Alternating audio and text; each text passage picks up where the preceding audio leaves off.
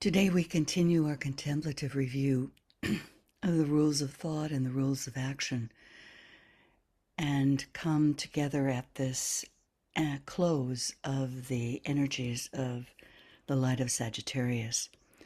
So in order to make sure that everyone is aligned with our process that we've been through the last few weeks, I'm going to do a bit of a quick review and set a tone for how we'll move forward into Capricorn as we listen, touch, see, apply, know in order to dare.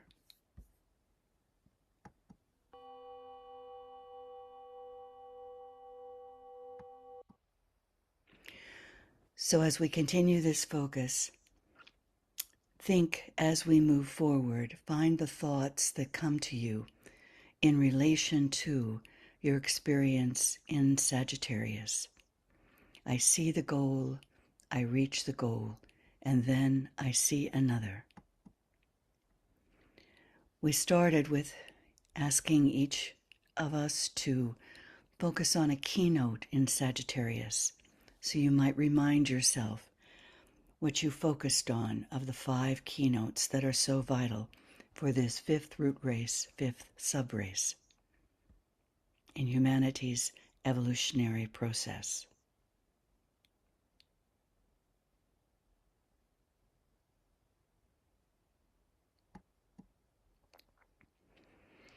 We started to look at the formulas.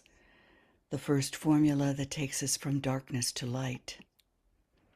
The second formula, from the unreal to the real. The third formula, from death to immortality. Then from chaos to beauty. From the individual to the universal. From the cyclic life, the cyclic living, through these formulas. The final, moving from that cyclic life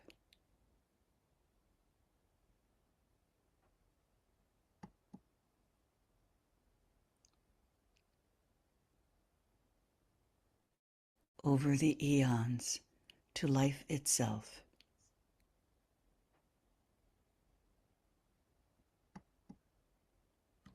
We're told by Master Dwala Kul that every step forward into the light and into a closer relation to the hierarchy is made under the influence of the law of abstraction.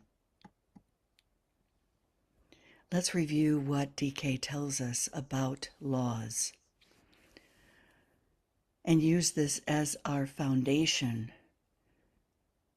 in relating to the rules that we're given. A law presupposes a superior being who, gifted with purpose and aided by intelligence, is so coordinating his forces that a plan is being sequentially and steadily matured. Through a clear knowledge of the goal, that entity sets in activity those steps and stages which, when carried forward in order, will bring the plan to perfection. The word law, as usually understood, conveys the idea of subjection to an activity which is recognized as inexorable and undeviating, but which is not understood by the one who is subjected to it. It involves, from one standpoint, the attitude of the submersed unit in the group impulse, and the inability of that unit to change the impulse or evade the issue. It inevitably brings about, in the consciousness of the man who is considering these laws, a feeling of being a victim, of being driven forward like a leaf before the breeze, towards an end about which speculation only is possible, and of being governed by a force which acts apparently with an unavoidable pressure and thus produces group results at the expense of the unit. This attitude of mind is inevitable until the consciousness of the man or woman can be so expanded that he and she becomes aware of the greater issues.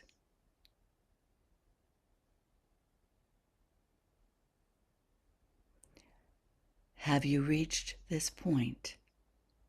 Have we reached this point? Is our consciousness so expanded that we have become aware of the greater issues? DK goes on. When through contact with his own higher self, the aspirant participates in the knowledge of the objective, and when through climbing the mountain of vision, as we have in Sagittarius,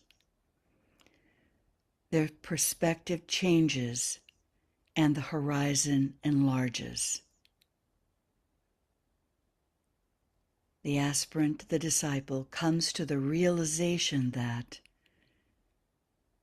a law is but the spiritual impulse, incentive, and life manifestation of that being in which we live and move. We learn that the impulse, that impulse demonstrates an intelligent purpose, wisely directed and based on love. Then we ourselves begin to wield the law, or to pass wisely, lovingly, and intelligently through ourselves as much of that spiritual life impulse that our organism, our particular individual organism, can respond to, transmit, and utilize. We cease to obstruct and begin to transfer.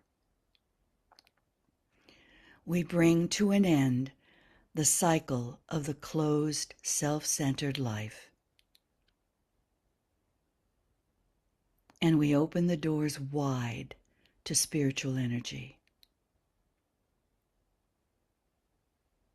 In doing so, each finds that the law, which he or she has hated and mistrusted, is the vitalizing, purifying agency which is sweeping him or her and all of us and all of God's creatures onto a glorious consumption.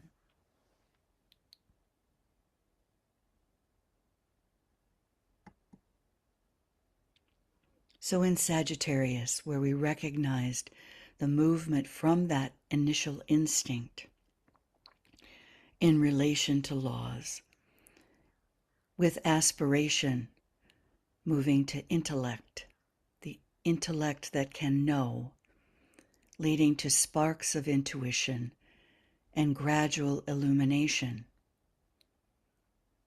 For human ambition leads to inspiration, according to Master Dwal Kul, and allows us to move from this cyclic living along this arrow from darkness to light through soul consciousness in the early stages, leading to the first and second initiations. And in Sagittarius, all aspirants finding sparks of intuition that govern that aspiration, leading from the unreal to the real to vision, all created on this arrow of idealism in Sagittarius. And as we find the real in our vision more potent, we can eventually move from death to immortality on the path of initiation. So let us strive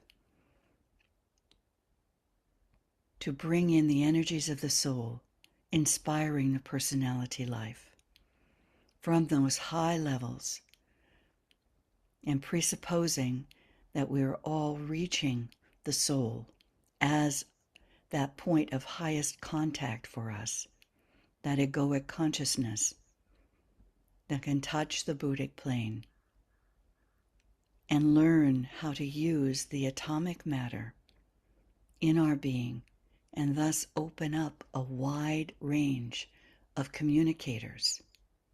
The DK tells us it spells safety. It should be remembered that the soul is always good.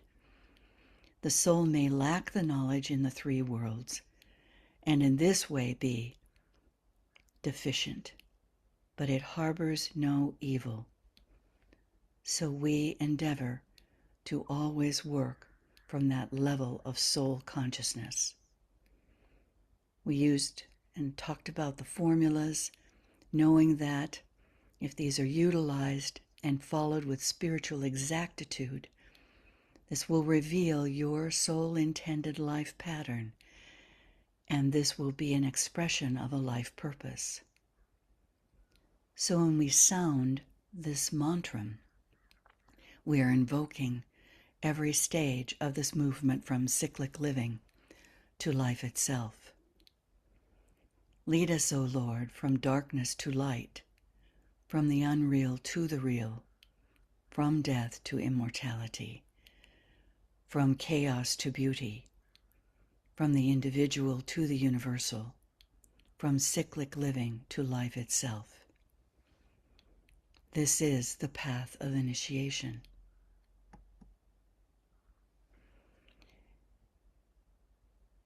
To correlate what we have been talking about, this passage from DK gives us an opportunity to correlate the ideas.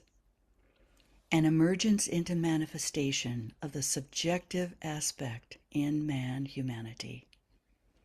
One of the objects of evolution is that the subjective reality should eventually be brought forward into recognition. This can be expressed in several symbolic ways, all of them dealing with the same one fact in nature: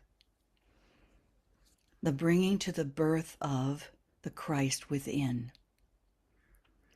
This climaxes in each in a progressive point of a new identification, which at the first initiation is little chelaship, the birth of the Christ,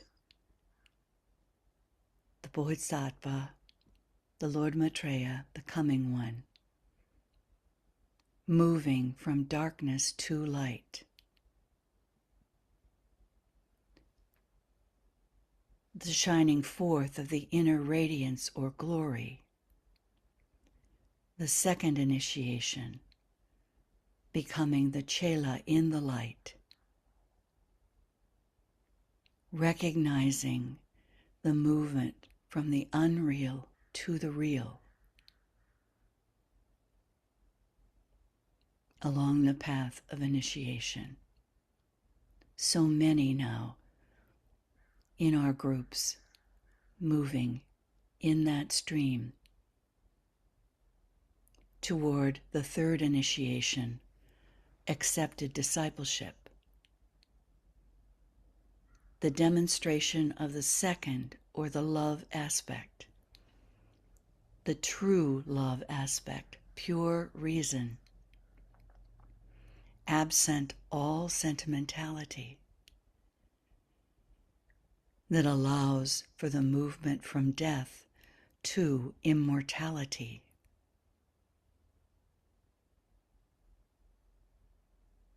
The destruction of the causal body, the egoic lotus, at the fourth initiation, the Arhat initiation, which leads to the manifestation of the solar angel, moving from chaos to beauty.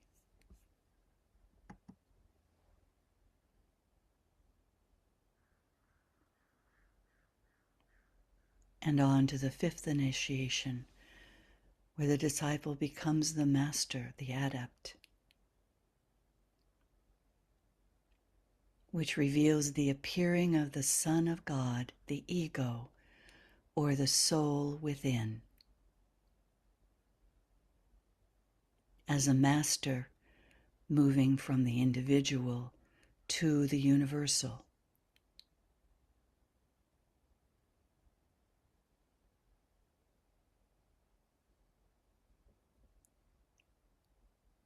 And finally, the full expression of Buddhi as it utilizes manas, the sixth initiation, the Chohan,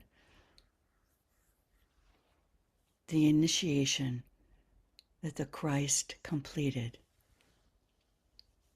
at the same time that Master Jesus completed the fourth initiation. Moving from the cyclic life of this planetary being to life itself.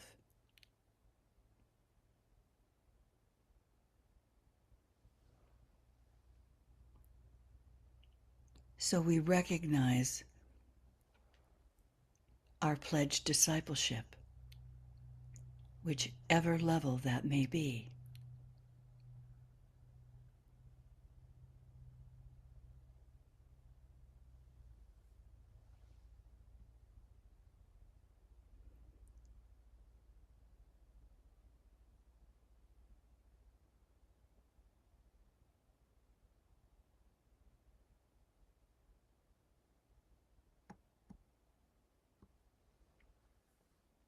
This emergence into manifestation is brought about through what is understood in the following terms: the refining of the bodies which form the casket or sheath, hiding the reality.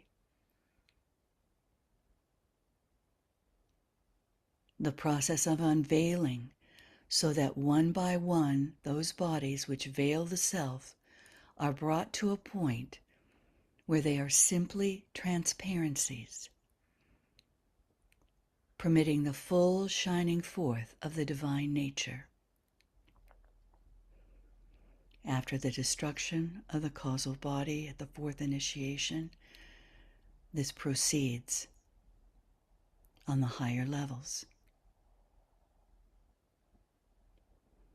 An expansion of consciousness at each initiation, a new vista is found to be revealed, recognized, and fusion occurs, which is brought about through the ability of the self to identify. And this identification shifts and changes and expands with each new level of consciousness, with its real nature as the onlooker, and no longer regarding itself as the organ of perception.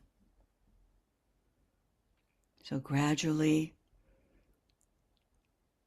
this attitude and the leveling up of the altitude of this observer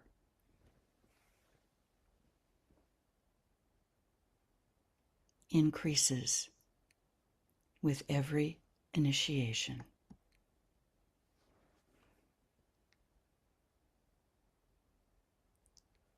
Why do we focus on the law of abstraction? Master DK tells one of his disciples, and in that way all of his disciples, I've told you earlier that you are being trained to work with thought form creating processes. These are the processes that we have been working through, the rules of these thought form creating processes.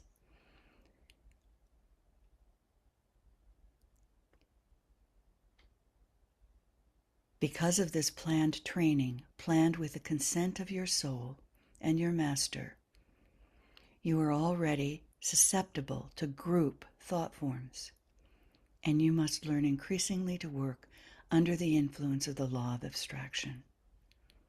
Essentially, for those working with the first step, it is discipline, and that leads to detachment, and that detachment leads to full dispassion, and that dispassion leads to full discrimination, and that discrimination leads to discernment.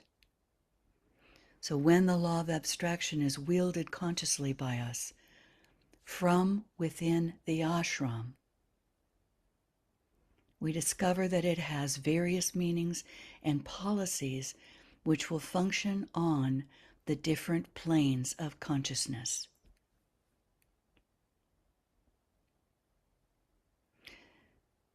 Ponder on this, because this may help us unlock the seeming barriers to understanding and penetrating the different planes of consciousness. Knowing that, DK says, emotional abstraction is the hardest lesson which a disciple has to master. And it requires the severing of connection with specific lines of thought. And what follows then is this goal of mental polarization, which becomes the focus of one's life work.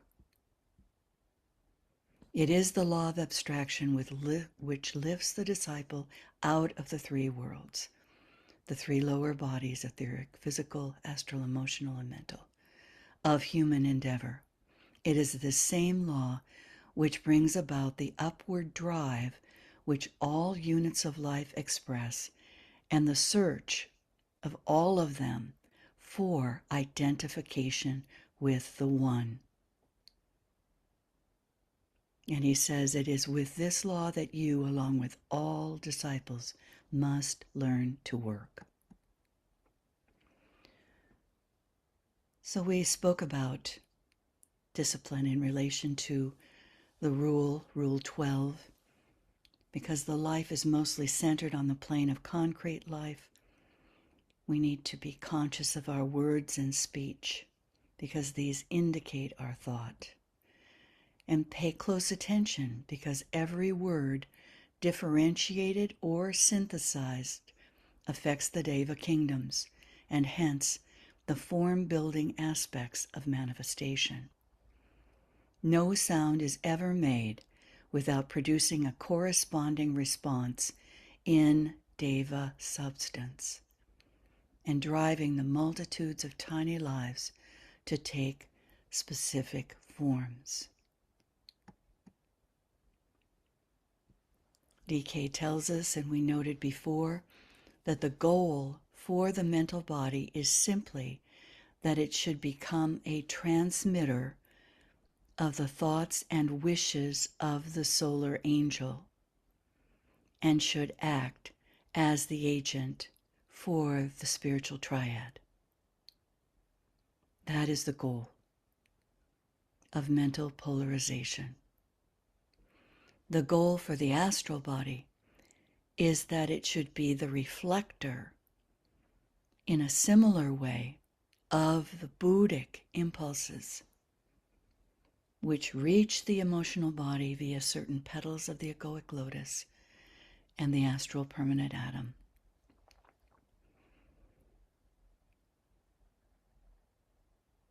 The goals. And so we embody, to the extent that we can, the first rule of action, purity of motive. With purity of motive, inspired by a loving heart, we offer ourselves for this work of the three streams of service of the soul. Through telepathic communication, influencing the innovators, guiding the organized efforts of the world to achieve right human relations. the work of the trained observation as the onlookers, devitalizing, dissipating, dispelling glamour, using indifference, light, and the highest point of the presence to bring Buddhic love and light to the astral plane, where we reflect it so that eventually the majority of humanity can reflect onto the astral plane the higher Buddhic love and light. And the magnetic healing of groups on the etheric field, driving out with the magnetism of the third ray, which draws, attracts, manipulates, and arranges in accordance with divine purpose,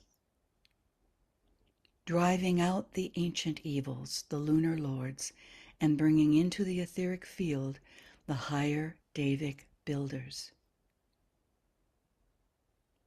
And then uniting these streams in the building of the Antakarana to create the channel for the externalization of the hierarchy and the eventual reappearance of the Bodhisattva, the great being, the Christ.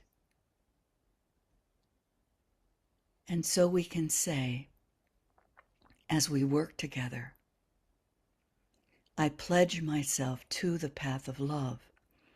I demand of the soul that I, the spirit in form, shall act as a channel of compassion and an instrument of love until I know myself to be love itself.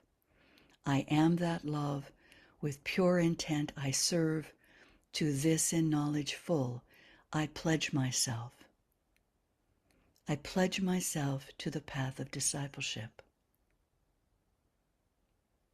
I pledge myself to be a unit within the discipleship group, working along the Antakarana as a channel to bring these streams of service to fruition.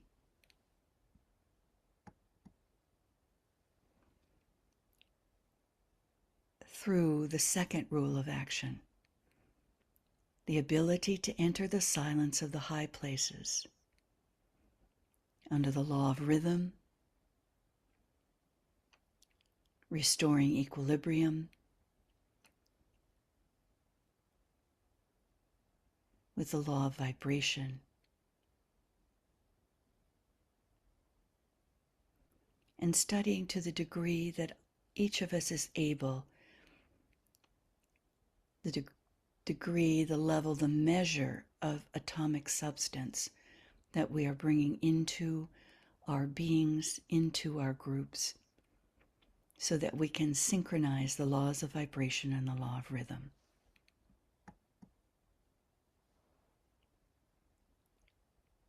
Dealing with this keynote or the measure of the matter of each subplane, because that's fundamentally what we're dealing with in these levels of conscious control of the subplanes.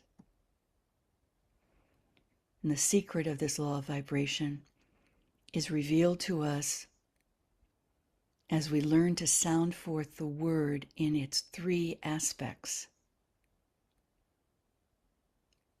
light, love, and power.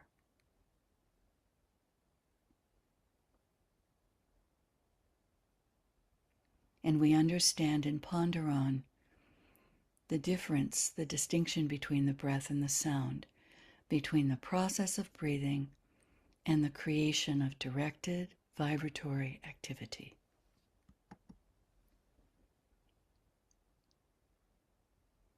So we're building from what was at first a kind of dissonance and discord. And we ponder on the clashing of the colors and experience in ourselves, in our groups, in our lives, the fight between the higher and the lower,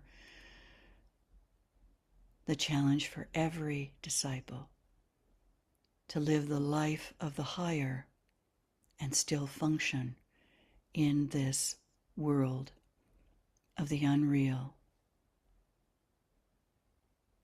And gradually, we progress. We find the harmony of color and tone. And eventually,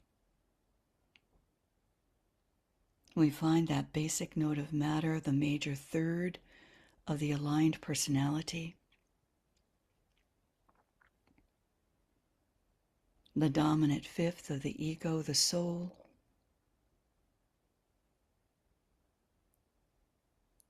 and touched at the third initiation, the sound of the monad or spirit that eventually becomes that full chord.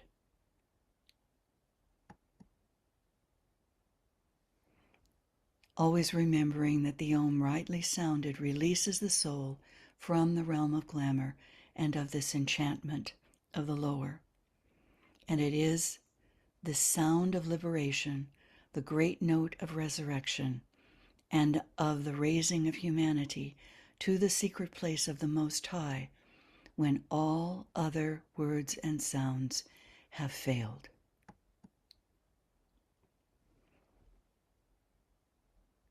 We use it as the soul in a dynamic manner, involving the serious recognition of the will aspect,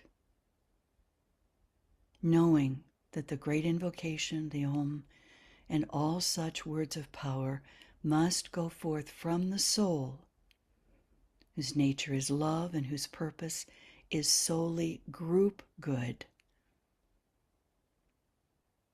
backed by or occultly propelled forth.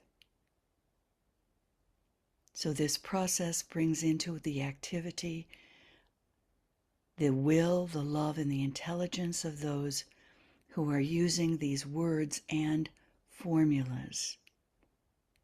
Lead us, O Lord, from darkness to light, from the unreal to the real. And then together,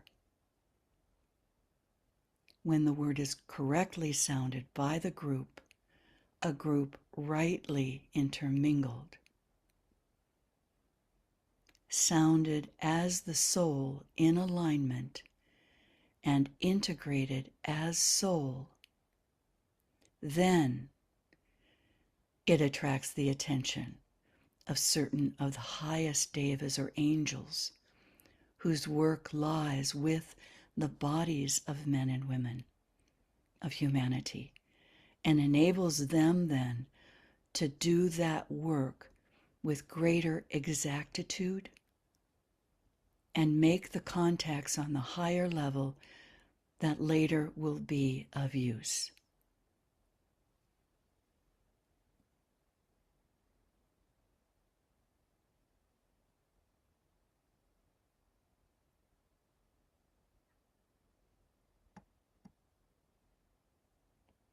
Remembering the goals, we might suggest that this note on the goals from DK gives us the foundation for the requirement to integrate the three lower vehicles as a personality, and then, as an equilibrized personality, have the capacity to become truly responsive to soul influence via the causal body or soul vehicle,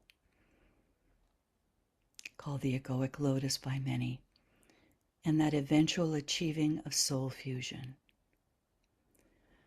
So with this reminder, this set of reminders from Dwal Kul, we'll continue with this contemplative review of the rules, the most important rules for us in terms of speech: self-forgetfulness, harmlessness, and right speech. As we listen, touch, see, apply, know, in order to dare to step fully onto the path of discipleship and the next step on the path of initiation. So on the sound of the keynotes of Sagittarius, listen to the inner voice, having achieved freedom from the attached and fused duality of the centaur, freedom from the unattached duality of the archer, achieving the freedom of one-pointedness, inspiration, transforming any ambition to spiritual aspiration along the path, maintaining the vision of a clear shaft of light, which is the intuitive and focused attitude of the pledged disciple. Breathing in, lifting on that clear shaft of light. Let us receive the returning arrow of the intuition.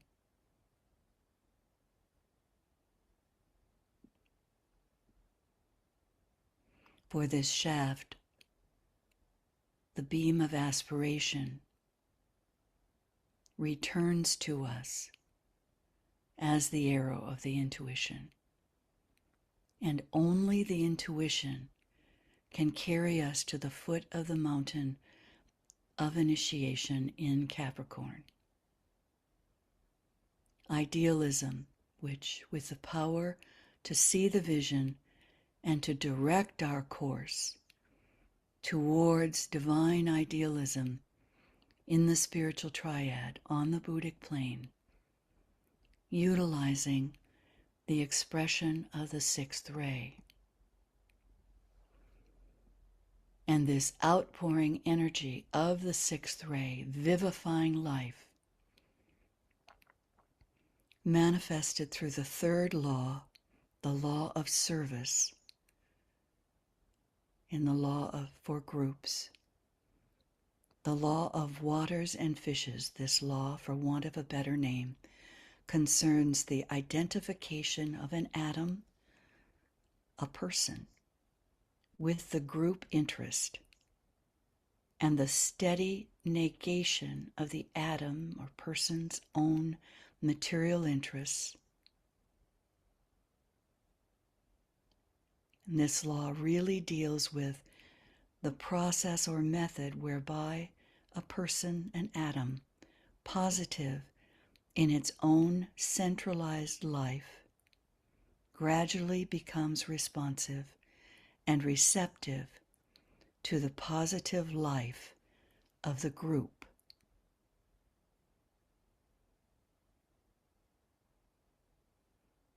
The power of the energy of the sixth ray, vivifying life, group life.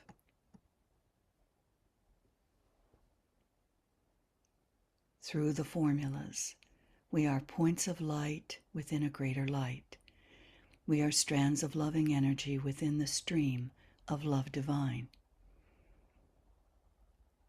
We are points of sacrificial fire focused within the fiery will of God, and thus we stand. We are beams of light.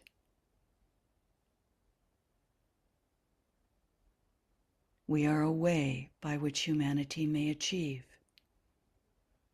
We are a source of strength enabling them to stand.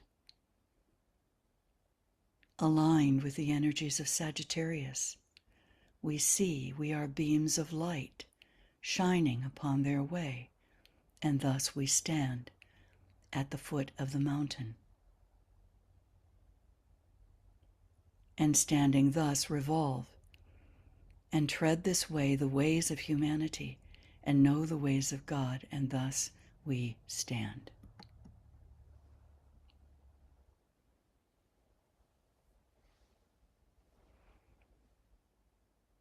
From the highest point of soul contact, in alignment with the group, sound a silent Om.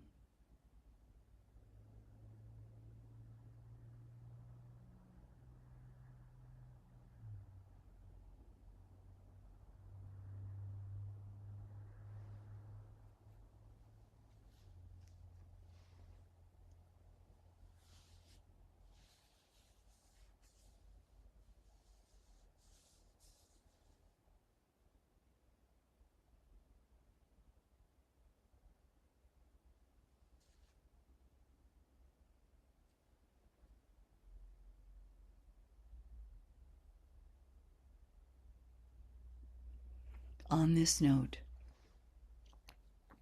we look at the second result of the rules of action. The aggregate of human thought forms now vibrate around the group center.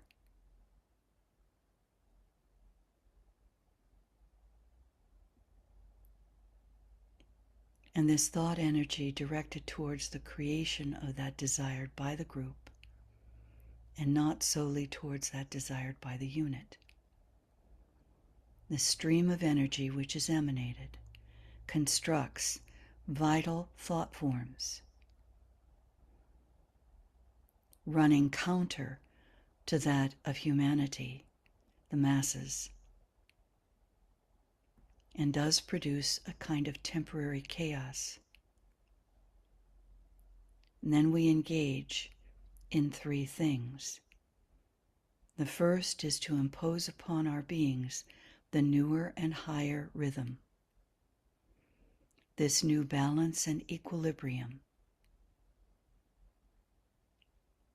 And we dissipate the clouds of glamour and illusion and any half-vitalized, indefinite thought forms which surround the planet, thus permitting the entry of interplanetary force, the avatar of synthesis, the spirit of peace, and the energies of light from the Lord Buddha.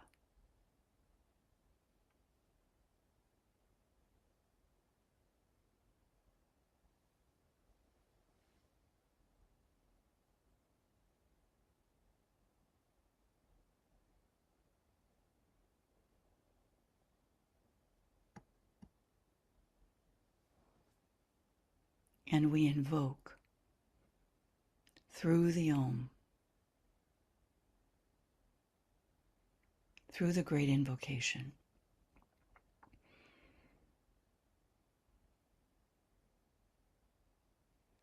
we invoke the soul of humanity and bring about its freer expression upon the physical plane.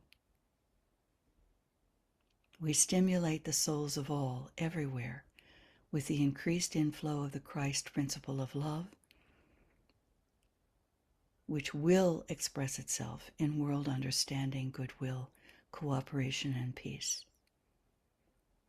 And we set up a vibration within humanity itself that is of such potency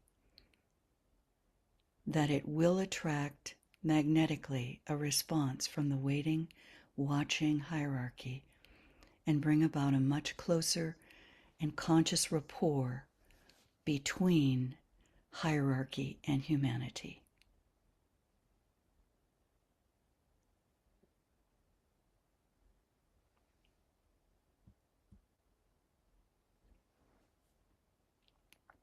We use the sound that permeates all forms.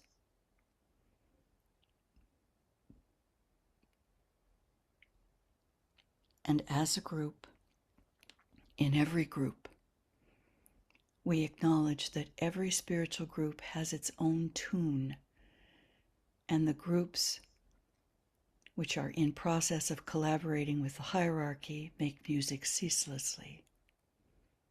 And this rhythm, the rhythm of the sound, under the law of rhythm, and this myriad of chords and notes blend with the music of the hierarchy itself. And this is a steadily enriching symphony, which will become part of the music of the spheres. We still the voices of the earth. We still the voices of desire. We still the formulated thoughts of the mind to enter into the voice of the silence. We do this through the process of teaching and learning and actuating the path of discipleship, so that we may eventually be able to hear the voice of the silence, the still small voice of the Christ within.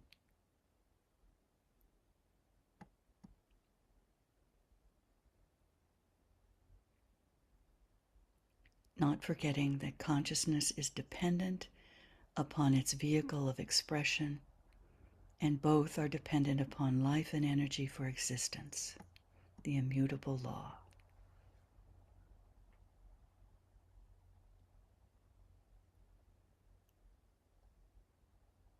So as we discuss, dialogue, share, related to the rules of thought expressed in speech, imagine the sounds on the strings of the notes and the chords and the symphony of the higher planes, touching the avatar of synthesis, the spirit of peace and equilibrium in the Lord Buddha, and then entering the planetary being, the breath of the logoic plane, into the council chamber of Shambhala, the word or sound, the AUM on the monadic level, and then the hierarchy, the sounds of the gods, the creative words on the atmic plane, and then delivered as light from the hierarchy to humanity.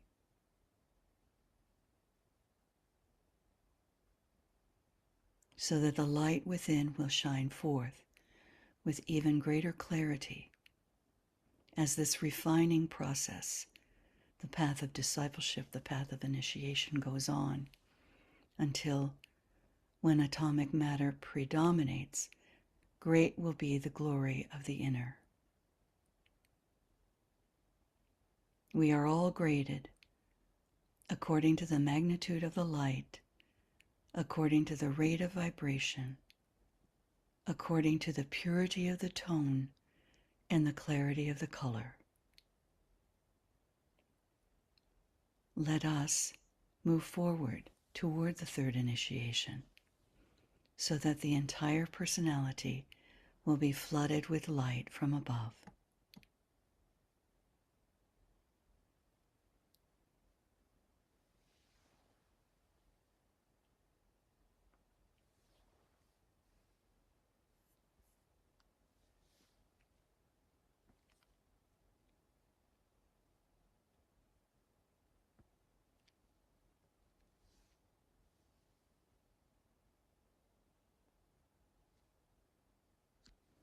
Andrea. Light, initiation, takes us from darkness to light.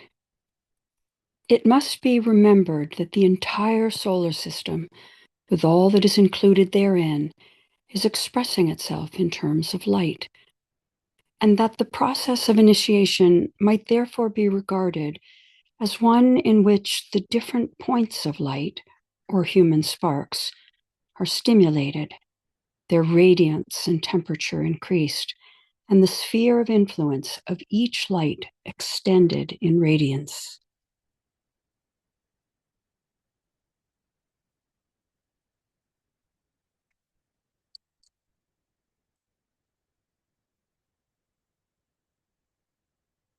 How does Master Dwalkul define and explain vibration? Vibration is the result of subjective impulse and makes its appeal to the subjective consciousness through impact upon whatever may be understood as substance. This impact is transmitted direct to the inner life and in due turn is retransmitted to substance in the form of recognition or realization. An analogous process may be studied in the nerve reactions of the physical frame, and their alliance with the brain consciousness. As will be seen in the three worlds of men's emprise, man will work as a creator and will follow a similar procedure. His thought forms will be constructed of mental matter, chosen specifically because it vibrates to the same type of vibration as the idea seeking embodiment. And these forms will persist, as does the logoic thought form, the solar system, for just as long as the factor of will or dynamic vitality continues to hold it together.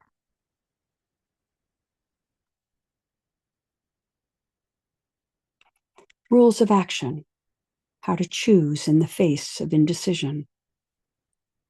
First, the aspirant can follow his inclination and choose that line of action out of the residue of possible lines, which seems to him the wisest and the best. This involves belief in the working of the law of karma and also a demonstration of that firm decisiveness, which is the best way in which his personality can learn to abide by the decisions of his own soul. It involves also the ability to go forward upon the grounds of the decision made, and so to abide by the results without forebodings or regrets, remembering that the law of karma and the law of rhythm relate to the law of gravitation.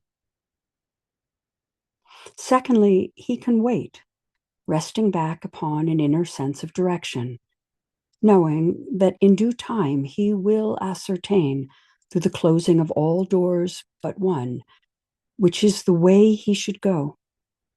For there is only one open door through which such a man can go. Intuition is needed for its recognition. In the first case, mistakes may be made, and the man thereby learns and is enriched. In the second case, mistakes are impossible, and only right action can be taken. It is obvious, therefore, that all resolves itself into an understanding of one's place upon the ladder of evolution.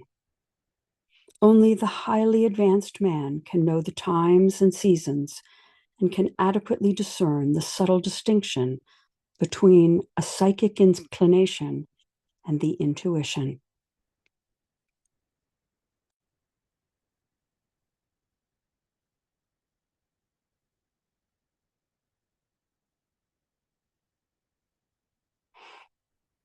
What does Master Dwalkul tell us about egoic or soul intention? From the Rays and Initiations, page 6. The development of the faculty of mind control, so that the thinker grips and holds steady the mental processes and learns to regard the mind as the interpreter of the states of consciousness, as the transmitter of egoic intent to the physical brain, and as the window through which the ego, the real man, looks out upon vast and, to the majority, unknown fields of knowledge. What does Master Dwalkul tell us about the will aspect of the egoic or soul life form?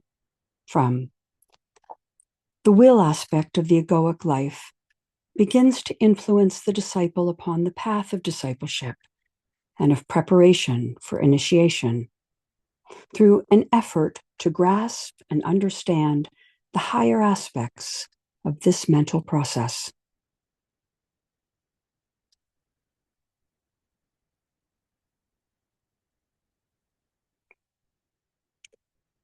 One of the characteristics distinguishing the group of world servers and knowers is that the outer organization which holds them integrated is practically non-existent.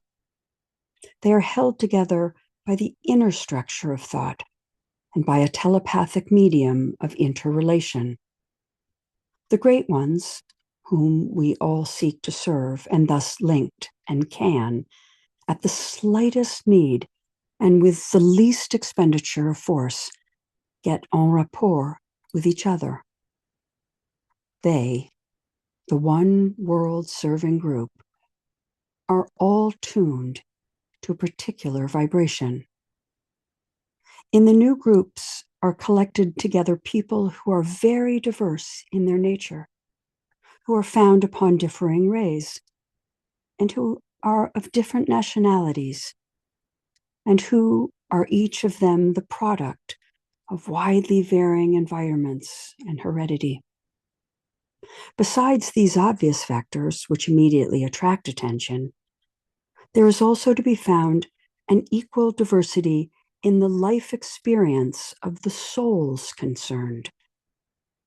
The complexity of the problem is also tremendously increased when one remembers the long road which each has traveled and the many factors emerging out of a dim and distant past which have contributed to make each person what he or she now is. When, therefore, one dwells on the barriers and difficulties supervening upon such diverse conditions, the question arises at once: what provides the common meeting ground? And what makes it possible to have an interplay between the minds involved? The answer to this question is of paramount importance and necessitates a clear understanding.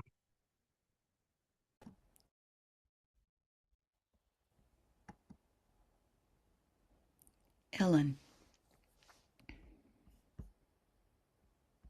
The earth is itself an entity which, by the force of will, holds all things to itself. This is an obscure matter. Little has been learned about it as yet. The inbreathing and outbreathing of the entity of the earth affects vibration potently. That is the vibration of the physical plane matter. There is a connection also between this and the moon. Those members of humanity who are especially under lunar influence respond to this attraction more than any others, and they are difficult to use as transmitters. The second rule of action. So this is in relation to the ability to find that stillness and to be able to still the voices, the notes on the physical, on the astral level, and on the mental level in order to be able to hear the voice of the silence. And those who have studied astrology, there's a lot of emphasis on the moon in relation to those who are in the first and second up to the third initiation, what the moon sign brings forth on the physical plane.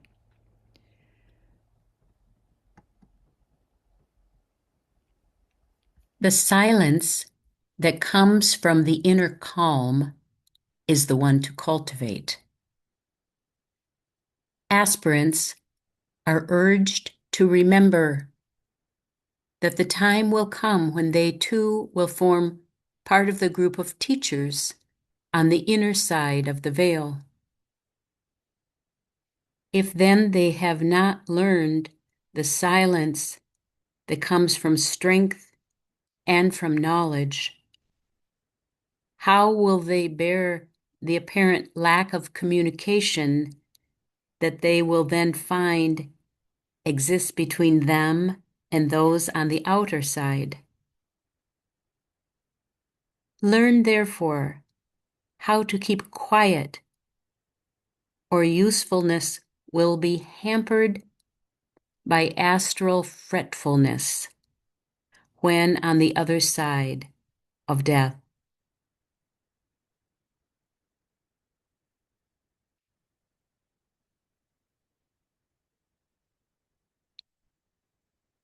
Rule 13. Speech is of triple kind. The idle words will each produce effect. If good and kind, naught need be done.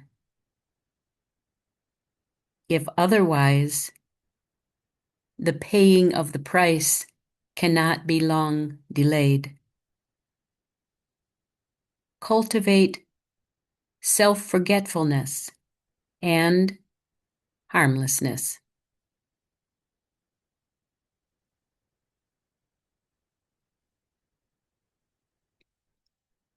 The selfish words, sent forth with strong intent, build up a wall of separation.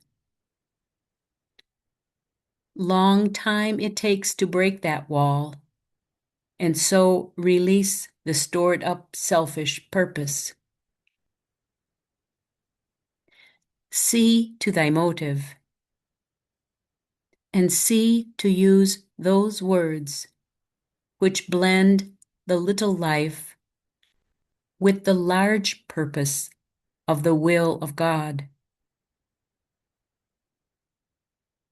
The word of hate, the cruel speech, which ruins those who feel its spell, the poisonous gossip, passed along because it gives a thrill. These words kill the flickering impulses of the soul, cut at the roots of life, and so bring death. If spoken in the light of day, just retribution will they bring. When spoken and then registered as lies, they strengthen that illusory world in which the speaker lives and holds him back from liberation. If uttered with intent to hurt, to bruise and kill, they wander back to him who sent them forth, and him they bruise and kill.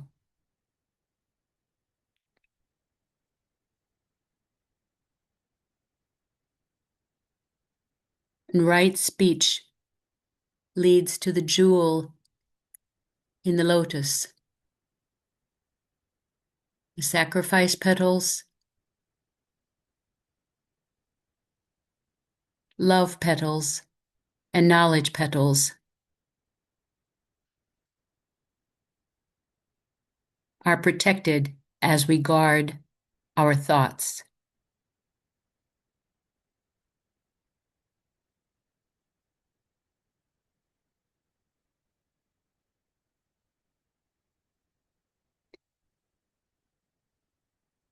Number 14, the idle thought, time, selfish thought, the cruel, hateful thought, if rendered into word, produce a prison poison, produce a prison, poison all the springs of life, lead to disease, and cause disaster and delay. Therefore, be sweet and kind and good as far as in thee lies. Keep silence, and the light will enter in. Guard your thoughts.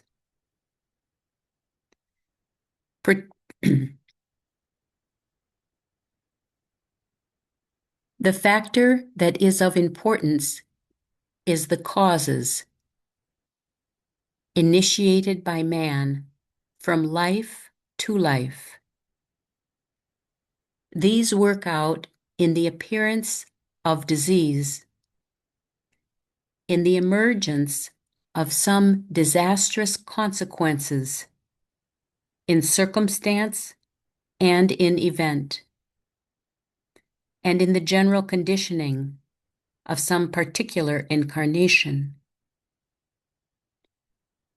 It is with these causes that a man or woman must learn to deal, to recognize them, and to trace the conditioning energy to the appropriate effect.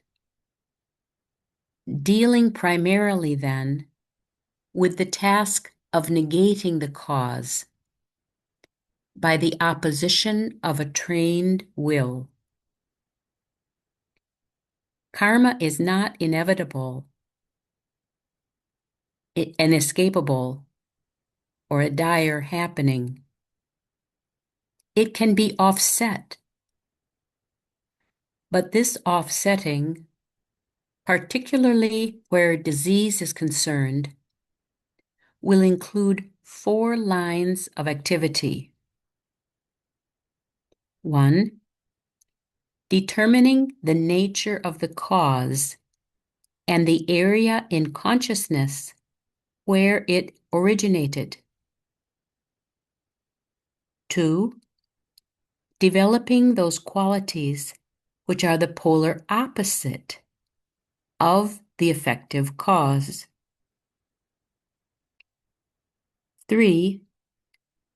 Practicing harmlessness so as to arrest the expression of the cause and to prevent any further implementing of the unfortunate condition.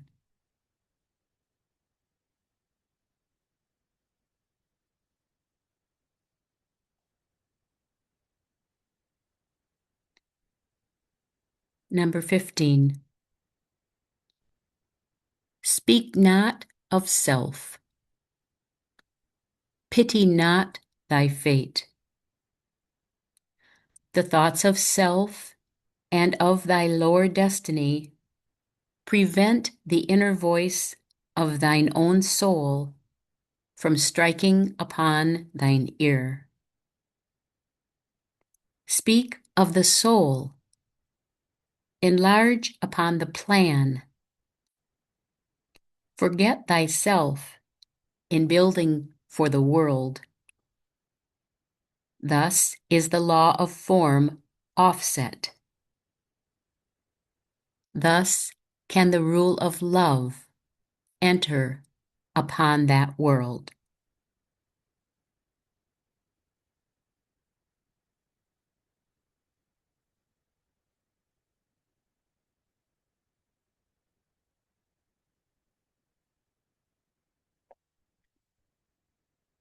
The dicta of science, the theologies of religion, and the findings of the philosophers and thinkers everywhere color the point of view and meet with a ready acquiescence from the untrained mind, and that is the average mind.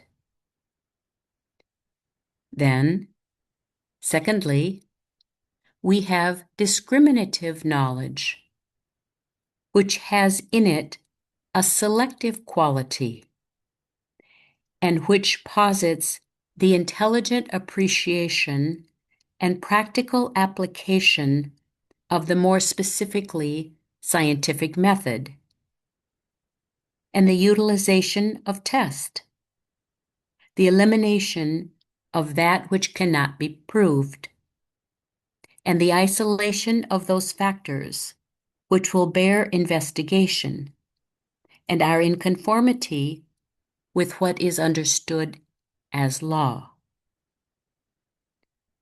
The rational, argumentative, scholastic, and concretizing mind is brought into play, with the result that much that is childish, impossible, and unverifiable is rejected, and a consequent clarifying of the fields of thought result. This discriminating and scientific process has enabled man to arrive at much truth in relation to the 3 worlds.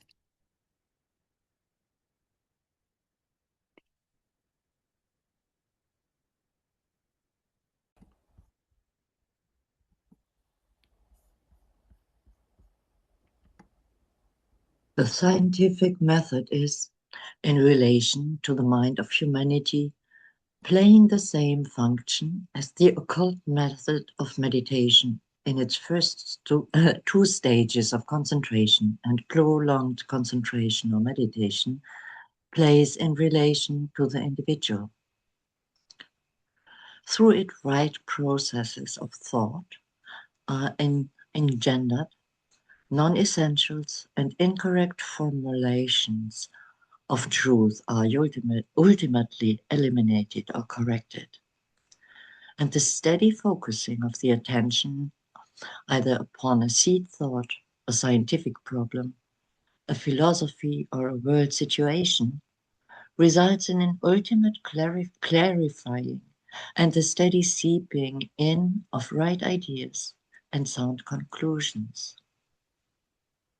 The foremost thinkers in any of the great schools of thought are simply exponents of occult meditation and the brilliant discoveries of science, the correct interpretations of nature's laws, and the formulations of correct conclusions, whether in the fields of science, of economics, of philosophy, psychology, or elsewhere, is but the registering of by the mind and subsequently by the brain of the eternal verities and the indication that the race is beginning also to bridge the gap between the objective and subjective, between the world of form and the world of ideas. This leads inevitably to the emergence of the third branch of knowledge, the intuitive.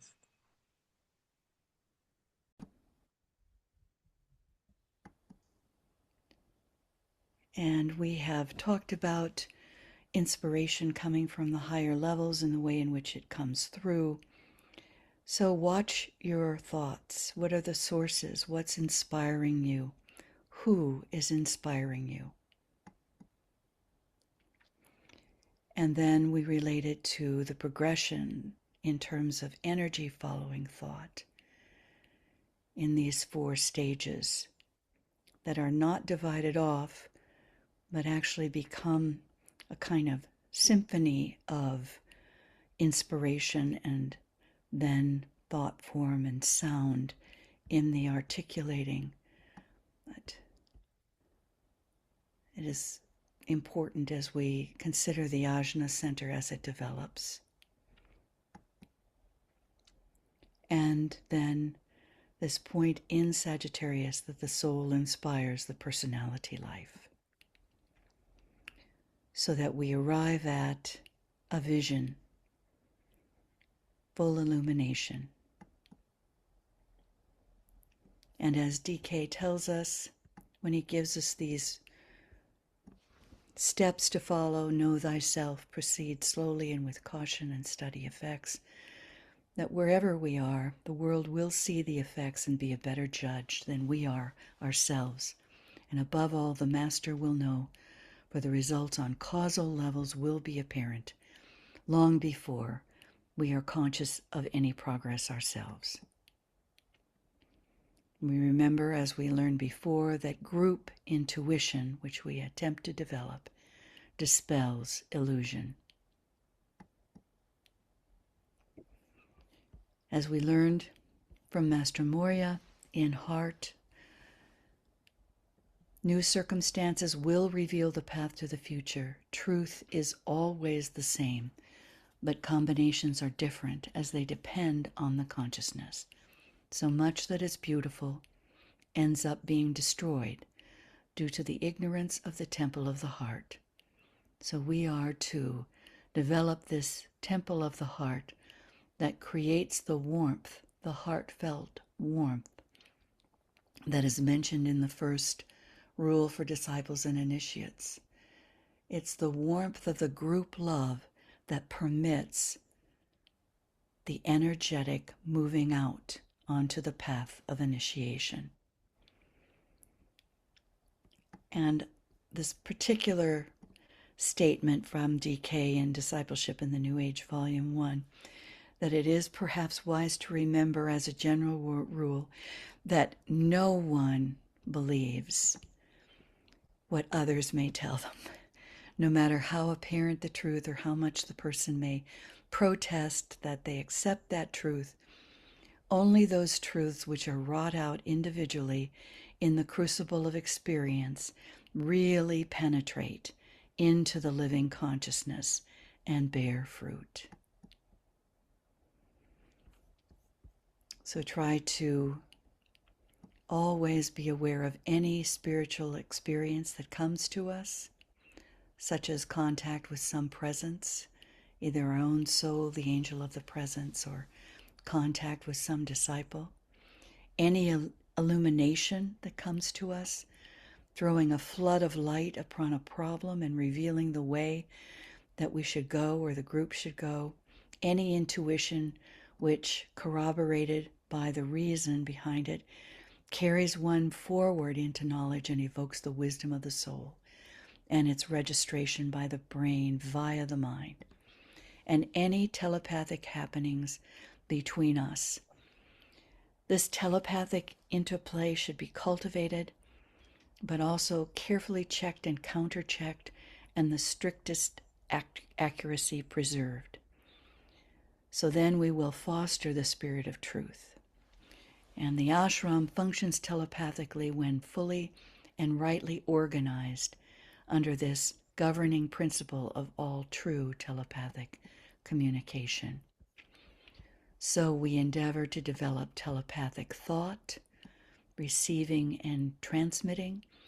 We attempt to develop intuitive recognition of truth and its formulation into concepts by the mind, plus later process of materializing that which has been intuited. And this is the highest form of creative work, which is accomplished through this stream of trained observation, the second aspect, and healing with its understanding of energy and forces, which leads later to the rebirth of humanity. So we continuously attempt to relate these three dynamic skills and remember that these 15 rules of thought that we have covered are part of Rule 11, which is the rules for the astral plane. For this is where we actuate the Buddhic intuitive thoughts and we clothe ideas with mental matter and with astral matter, and therefore a vital entity on the verge of materializing upon the physical plane is formed. And we all do this. It's either conscious or unconscious, but it is part of the whole idea of creating thought forms of solution. Connect into the spiritual inlets planetarily that give us the downpouring of ideas that flow into Shambhala and into the hierarchy, creating a planetary life that is filled with soul light, love, wisdom, and the power to bring the 5 freedoms and equilibrium and peace and harmony to all. And we use the channel, the Antakarana,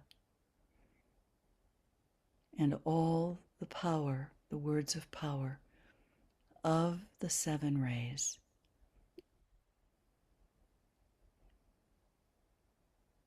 And sound the Om from the soul level.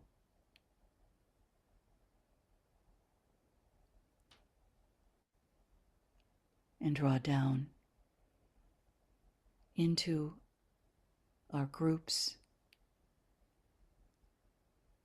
the goal that we see.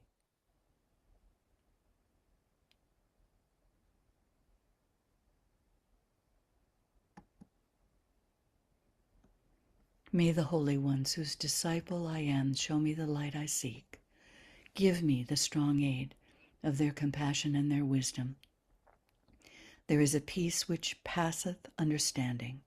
It abides in the hearts of those who live in the eternal. There is a power which maketh all things new. It lives and moves in those who know the self is one. May that peace brood over us, that power uplift us, till we stand where the one initiator is invoked, till we see his star shine forth.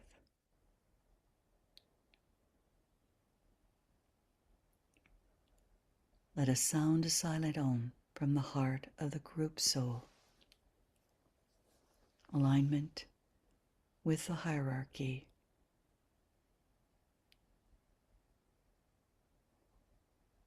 And let us be guided by the soul.